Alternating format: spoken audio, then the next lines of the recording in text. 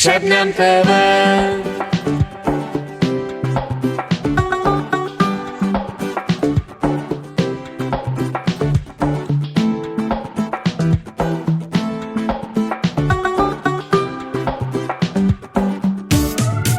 Şebnem TV.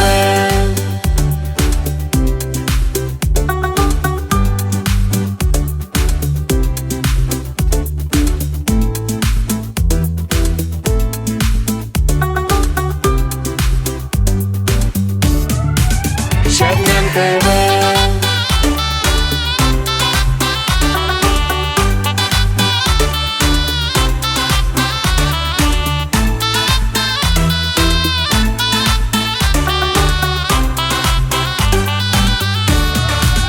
Şebnem TV.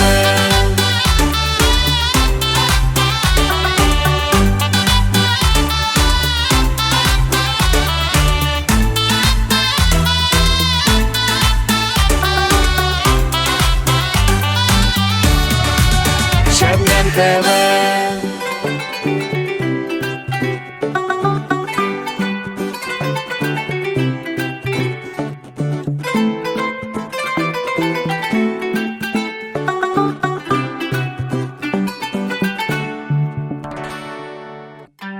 Şebnem Tor Televiziyası. Assalamu alaykum qadrli ekran oldidagi do'stlar, aziz xalqim, barchamizga Berna qizimlardan seg'inishli ham o'tliq salomlar bo'lsin. Şebnem Tor Televiziyasi o'z ishini davomlashtirdi. Мәзкүр Tor Televiziyasida ko'rsatayotgan Uyg'ur madaniyati programmasi hozirladi bo'lsin. Uyg'ur örp odatlari.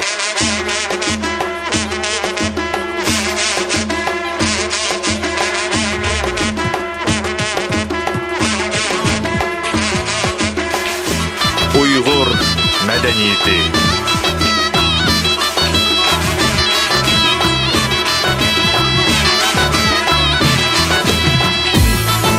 Uyg'ur örp odatlari.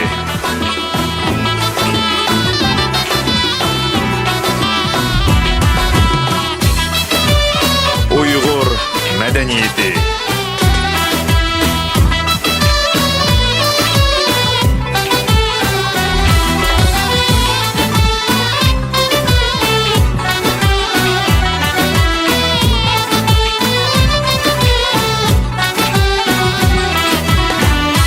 Uyg'ur örp odatlari.